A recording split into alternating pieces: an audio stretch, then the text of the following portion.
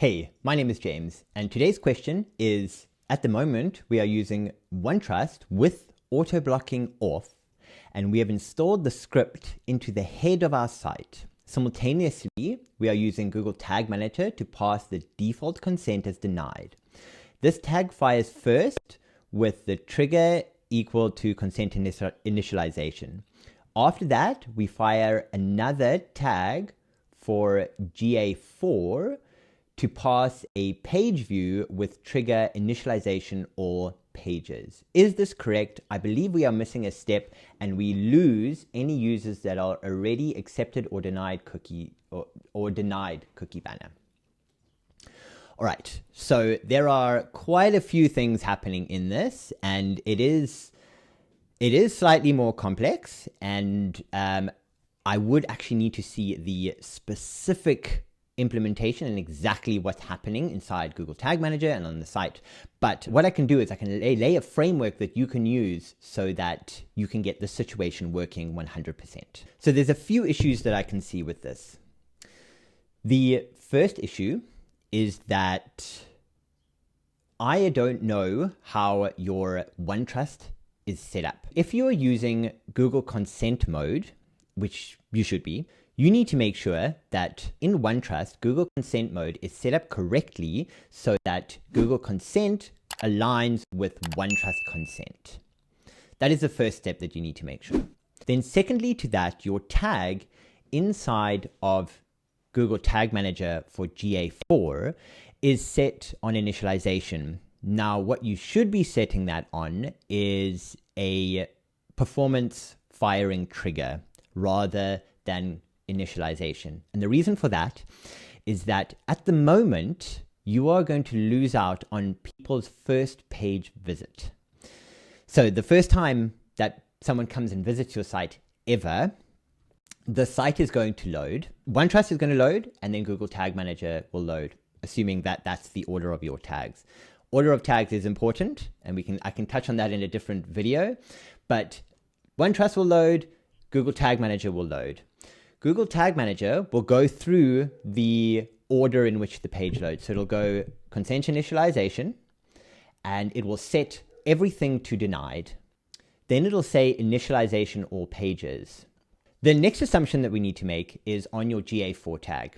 Now, if you've set that to just run on initialization all pages, and you haven't set any consent preferences inside the tag itself, so if you've gone advanced settings, requires additional consent, and then set analytics storage, if you haven't done that, then that tag is going to fire in any case. Then GA4 might remove data from there because they haven't received that consent signal. So that's the first situation that could happen. The second situation that could happen is that you have set that to analytics storage, but then you're going to miss out on all the first people's page view.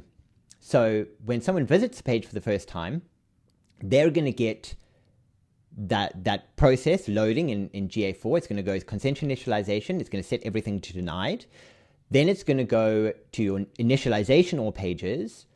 Denied is still going to be set, so it's not going to run your GA4 tag. And then it's going to run through the rest of the page view. The person is not going to immediately click the button which, accept all cookies or anything like that. It might take them a few seconds. By that time, they're probably going to wait for the whole page to load before they click that button. So in that case, the initialization all pages is not going to run again at any stage of that page load. No matter what they do, that initialization all pages is not going to run again. Only when they click to the next page could it have the consent set as granted, and then the tag will run. So the way that I would propose that you lay this out is, unless you have a very specific reason to load OneTrust via the script, don't load it via the script. Rather load it inside of Google Tag Manager. Any other scripts that you have on your site for anything else, Facebook, Twitter, or anything else, move them to inside Google Tag Manager as well. This will make implementation a lot easier for you. Once you have everything inside of Google Tag Manager, including OneTrust, then you can inside of OneTrust, inside of Google Tag Manager, you can add from the template gallery the OneTrust CMP tag. Once you've added that tag, you can set your data domain script, which you'll get from your script inside of OneTrust. You will set the source. These two are very important. They have to be correct. So you will set the source to also whatever it has inside of OneTrust. You can determine if you wanted to use auto blocking or not. In this case, we will not use auto blocking. And then you would want to, do you want to use Google Consent Mode? You would want to leave that as yes. Then you would need to go and add all the consent mode categories. So you say analytics storage, and you would set what the default is. So you can remove whatever tag that you've got there currently to set default consent, and you can use this OneTrust tag to do that. So you can set as off, and you would just go in and you would add each one. Now, you don't need to add what category is in here. If you do add what category in here from your category IDs in OneTrust, the tag will listen to that. If you leave it blank, it'll just listen to whatever you've set inside of OneTrust as your Google Consent Mode category to your OneTrust category. So if you have ad storage linked to performance or targeting, should be targeting. If you have ad storage linked to targeting, if someone accepts targeting cookies, it will run the ad storage. It will set ad storage to granted. So we can just leave this blank, and you would just set each one of these. I generally just set them all as off and let OneTrust do all the work with these.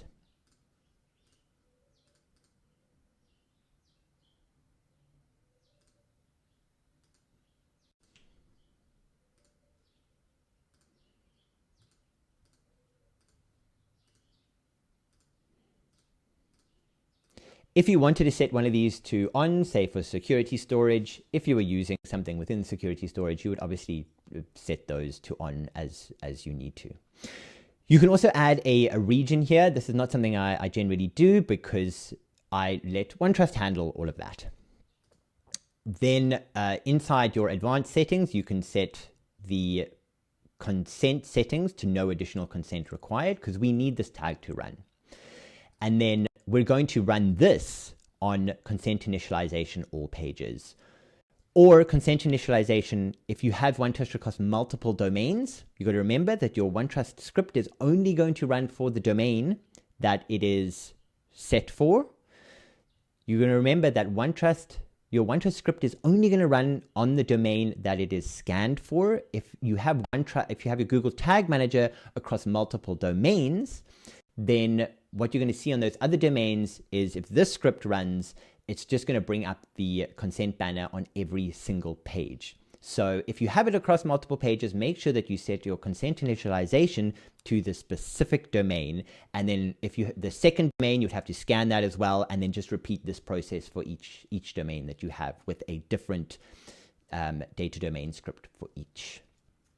Once you have this set up correctly and saved, then you're going to want to set the firing triggers for each of your tags correctly. Now, what you're going to want to do for your main tags. So this is tags that fire on all pages, and you want them to fire when someone visits the website. So this is going to be a main tag for Google Analytics, for Facebook, for LinkedIn, for anything else that you may be using that is just a main tag, and it's going to be, for analytics or advertising or whatever it is. You're going to want to make sure that you set the firing triggers correctly, because the firing triggers is what is going to determine when the tag fires. Now, these targeting firing triggers here is what you're going to want to add. These listen to OneTrust.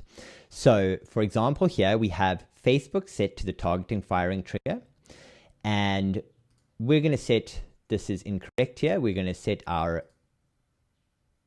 Google tag.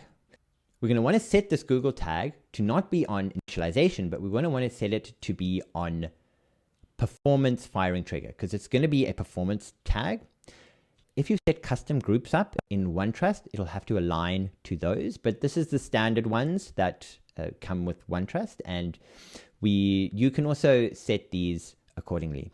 I will put a link in the description where you can actually download and install the tags for the standard ones that come with OneTrust into your workspace in Google Tag Manager. Then you can just come in and add them as you need. So once we add this performance firing trigger here, what this is going to do is that it'll only fire the Google Analytics GA4 configuration, the GA4 tag, when someone agrees to performance cookies in OneTrust.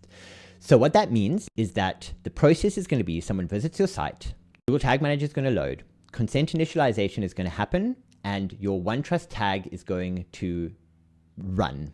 It's going to bring up the banner on the website. Every single tag that you've set with a performance firing trigger or a targeting firing trigger or any kind of firing trigger, those tags are going to wait. They're going to sit back and they're going to wait for that person to click something to accept the cookies or reject the cookies inside of OneTrust. As soon as they do that, no matter how long it takes, they could load the website, they could walk away and have a cup of coffee and come back and then click accept. Once they click accept, it is going to run all of the tags that are aligned with those. So if they click accept all, everything will run that has firing triggers against them. If they reject performance, but agree to targeting, then your targeting will fire, but your performance will hold back and wait. This is the best way to do it. In this way, you will be sending the correct consent signals for Google Consent Mode, because Google Consent Mode the consent signals will also be sent. And you will also be making sure that you are 100% compliant, because your tags will only fire when they are supposed to fire.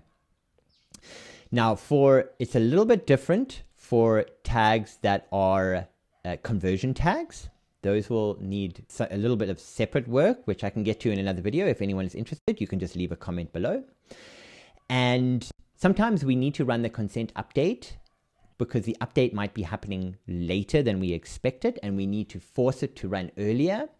And we can use another tag to do that, but those are more specific scenarios. This scenario works in the majority of simple cases and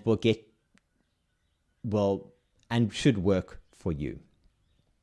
If you have any questions, you can leave a comment below and I will make a video on that so you can see exactly how to do whatever it is that you are wanting to do. And you can also reach out to me via my contact details also in the description.